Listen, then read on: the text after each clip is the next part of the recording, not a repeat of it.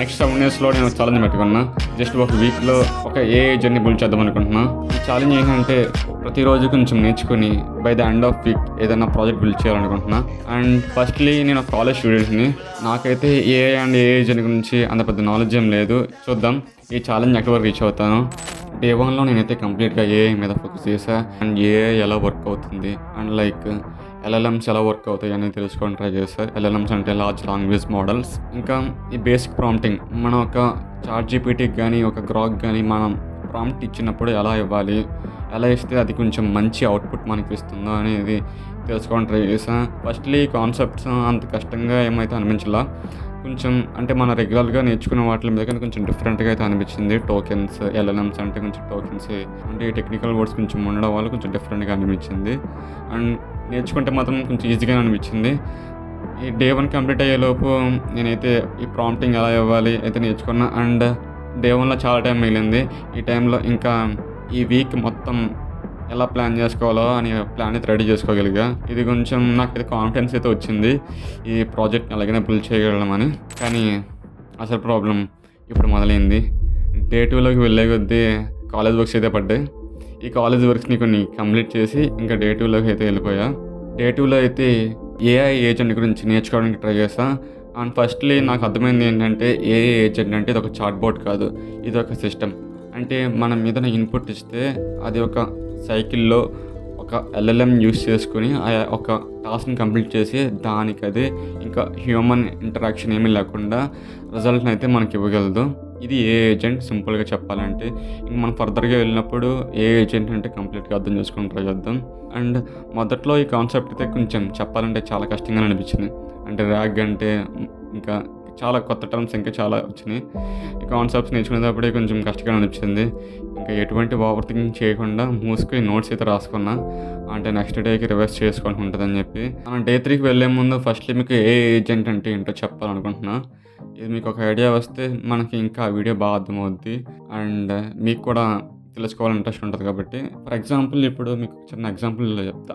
ఇప్పుడు ఒక పేషెంట్ యొక్క మనం రిపోర్ట్ తీసుకున్నాం. అంటే తనకు వచ్చిన సిమ్టమ్స్ డేటాని మనం గూగుల్ షీట్లో తీసుకున్నాం అనుకుందాం. గూగుల్ షీట్లో తీసుకుని ఆ గూగుల్ షీట్ డేటా మనం ఏఐకి ఇచ్చాం. ఏఐకి ఇస్తే ఏఐ తన డిసీజ్ ఏంటో చెప్పింది. తను వచ్చిన డిసీజ్ మనం ఏం చేసామంటే పేషెంట్ వాట్సాప్లో మెసేజ్ పెట్టాం. ఏమని, మీకు ఈ సిమ్టమ్స్ వల్ల ఉండడం వల్ల మీకు ఈ డిసీజ్ వచ్చిందని తనకి పెట్టాం. ఇక్కడ ఇప్పుడు హ్యూమన్ ఎక్కడ ఇంటరాక్ట్ అయ్యాడు, ఏఐకి డేటా సెండ్ చేశాడు.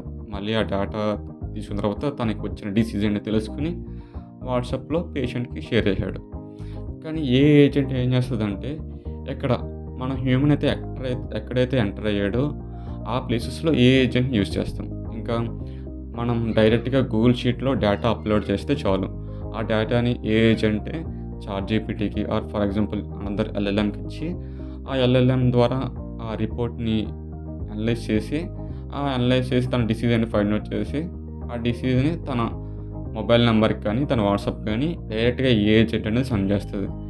ఇది ఏ ఏజెంట్ అనమాట. ఇది నేను చెప్పిన ఒక చిన్న ఎగ్జాంపుల్ అనుకుంటున్నా, మీకు అర్థమైంది అనుకుంటున్నా. ఇలాగే ఏ ఏజెంట్ని ఇంకా ఫ్యూచర్లో చాలా ఇప్పుడు కూడా వాడడం స్టార్ట్ చేశారు. ఇంకా డిఫరెంట్ కంపెనీస్ డిఫరెంట్ కేసెస్లో వాడతారు.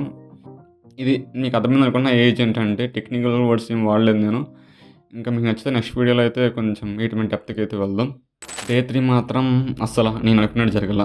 లాస్ట్ వీక్ నుంచి చాలా వర్క్స్ పెండింగ్లో ఉన్నాయి. అసైన్మెంట్స్, అబ్జర్వేషన్, నోట్స్ ఇవాళ కంప్లీట్ చేయాలి. ఈ ఛాలెంజ్ పక్కకు పెట్టి ఫస్ట్ ఆ వర్క్స్ కంప్లీట్ చేశా.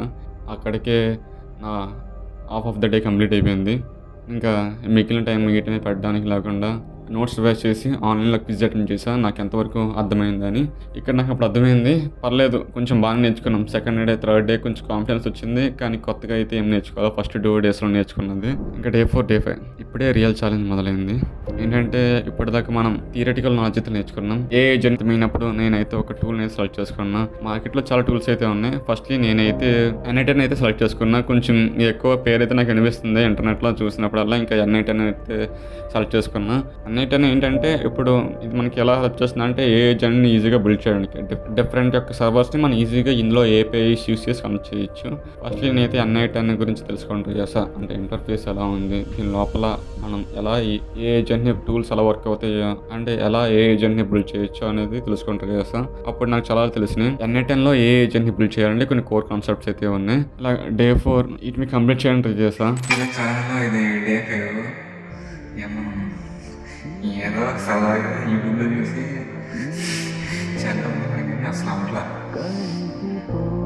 5 రోజులు అయింది కానీ అప్పుడే తీసి చేద్దామని అసలు చేస్తా. కానీ చెప్పలేదు లేదు ఏంటి ఎగ్జిక్యూట్ అనే టైంలో అయితే వర్క్లో చూద్దామంటే నేను పొద్దునట్లా ఇంకా పొద్దున కాలేజ్లో వర్క్ ఇదేమో సాఫ్ట్వేర్ ఏమో చిక్కలు జరుగుతుంది. ఏం చేద్దాం చేస్తా కొంచెం అటు తిరిగినా ఇప్పుడు టైం అయితే ఎగ్జాక్ట్గా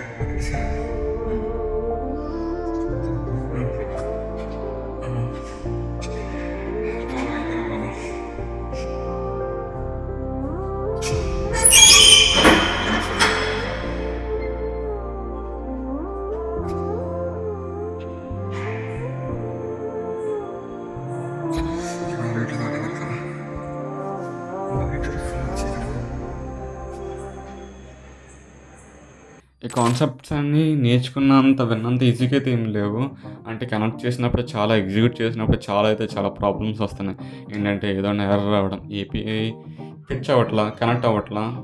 నా ఐడియా ఏంటంటే ఫర్ ఎగ్జాంపుల్ నాకు ఫస్ట్లీ నా ఐడియా చెప్పకముందు మీకు ముందు ఒకటి చెప్పాలి. ఏంటంటే మా కాలేజ్లో ఇంగ్లీష్ సార్ అప్పుడప్పుడు గ్రూప్లో షేర్ చేశారనమాట ఆ వీడియోని. సమ్మరీని మీరు తెలుసుకుని రండి, సమ్మరీని తెలుసుకుని అసలు చెప్పాను. ఇప్పుడు నేను ఏమనుకుంటున్నానంటే నా వీడియో లింక్ని షేర్ చేస్తే అది ఏం చేయాలంటే ఆ వీడియో సమ్మరీ నా మెయిల్కి పంపాలి. ఐడియా అయితే సింపుల్గా ఉంది కానీ ఇది చేసేటప్పుడు మాత్రం అంత ఈజీగా అయితే లేదు.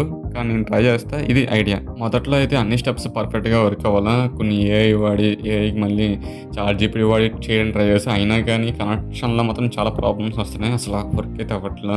ఇలాగా చేసి ఇప్పుడు డే 7 కంప్లీట్ అయిపోతుంది. కానీ ట్రై చేస్తా. ఇలా డే 7 వేస్ట్ అయిపోయింది. ఒక వీక్ అనుకున్నా, 7 days అయిపోయింది. కానీ లక్కీలీ నెక్స్ట్ డే నాకు హాలిడే వచ్చింది. ఫస్ట్లీ మా బ్రదర్కి అయితే థ్యాంక్స్ చెప్పాలి. నాకు చాలా చోట్ల ఎర్రర్స్ వచ్చినాయి. కొన్ని కనెక్షన్స్ అయితే రాంగ్గానే ఇచ్చా. మా బ్రదర్కి చెప్తే మా బ్రదర్ తనకు దీని మీద కొంచెం ఐడియా ఉంది. అందుకు తను చాలా వరకు రెక్టిఫై చేశాడు. ఇంకా ఫైనల్గా అలాగా ఇంకా అటెంప్ట్ చేయగానే ఫైనల్గా అయితే మనం ఏ జర్నీ అయితే బిల్డ్ చేసాం చూపిస్తా ఒకసారి వర్క్ఫ్లోని. ఇదే మన వర్క్ఫ్లో HTML కూడా పేజ్ కూడా క్రియేట్ చేస్తాం. చూపిస్తూ ఓపెన్ చేస్తాం. అది కూడా చాట్‌జీపీటీ వాడి ఒక ఫామ్ క్రియేట్ చేసుకున్నా, ఓపెన్ చేస్తాం. ఇవన్నీ నేను దీనికైతే HTTP రిక్వెస్ట్ కనెక్ట్ చేసుకున్నా. అంటే ఇప్పుడు మన ఎగ్జిక్యూట్ క్లిక్ చేసిన తర్వాత మన యూట్యూబ్లోకి వెళ్ళి మన ఏదన్నా వీడియోకి యూఆర్ఎల్ కాపీ చేసుకున్నాం. ఒకసారి టైం కూడా చూడండి, 1:45 అయింది. ఒకసారి మీకు మనం ఫ్లోలోకి వచ్చాం. ఏజెంట్ ఎగ్జిక్యూట్ చేస్తున్నాం. ఎగ్జిక్యూట్ అయిన తర్వాత మనం ఇప్పుడు ఒకసారి మనం మెయిల్ని తెచ్చుకుందాం. క్లోజ్ మనం లింక్ అయితే వేస్తున్నాం. ట్రాన్స్క్రిప్ట్ ఇప్పుడైతే ఇక్కడ వచ్చింది. మనం లింక్ తీసుకున్నది నేను చేంజ్ చూసాను కానీ అప్పుడు ఒకసారి మనం వర్క్ఫ్లోకి వెళ్దాం. ఇదిగోండి మనం చూపించిన దగ్గర ఈ ప్రాసెస్ కంప్లీట్ అయింది. తర్వాత HTTP రిక్వెస్ట్ జరిగింది, తర్వాత కంప్లీట్ అయింది. మెయిల్ కూడా కంప్లీట్ అయింది. వర్క్ఫ్లో సక్సెస్ఫుల్గా ఎగ్జిక్యూట్ అయింది. అది చూద్దాం. టైం అయితే 1:46 అయింది. మన ఫోన్కి మెయిల్ వచ్చింది కదా.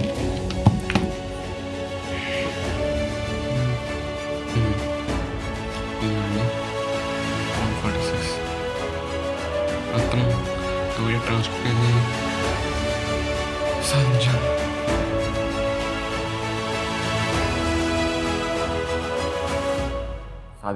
అంత పెద్ద ప్రాజెక్ట్ ఏం కాదు. ఒక జస్ట్ యావరేజ్ కాలేజ్ స్టూడెంట్కి నాకైతే కొంచెం ఇది గొప్ప విషయమే. కానీ అయ్య బాబోయ్! ఛాలెంజ్ గట్టిగానే నేర్పించింది. మీరు ఒకవేళ కొత్తగా ఏదైనా స్టార్ట్ చేయాలనుకుంటే మీకు ఏమీ రాదు, నేర్చుకొని స్టార్ట్ చేస్తా అని మాత్రం పెట్టుకోకండి. నేర్చుకుంటూనే స్టార్ట్ చేసేయండి. దయచేసి స్టార్ట్ చేసేయండి. వెయిట్ చేయకండి. నాకైతే కొన్నిసార్లు ఛాలెంజ్‌ని క్విట్ చేసేద్దాం అనుకున్న ప్రతిసారి నేను పడ్డ కష్టం అంతా గుర్తుకొచ్చింది. ఎలాగన్నా ఇది వేస్ట్ అవ్వకూడదని చెప్పే చేశా. అండ్ ఈ ఛాలెంజ్ నేను కంప్లీట్ చేశా. అండ్ ఒకవేళ మీకు ఏదైనా ఇందులో డౌట్స్ ఉంటే, ఒకవేళ ఏదైనా మీకు తెలుసుకోవాలంటే షేర్ చేయండి. కామెంట్ చేసి నేను రిప్లై చేయడానికి ట్రై చేస్తా. ఒకవేళ ఇన్‌స్టాగ్రామ్‌కి కూడా లింక్ ఇస్తా. ఇన్‌స్టాగ్రామ్ కన్నా మెసేజ్ చేయండి. నేను కుదిరితే ఖచ్చితంగా రిప్లై ఇవ్వడానికి ట్రై చేస్తాను.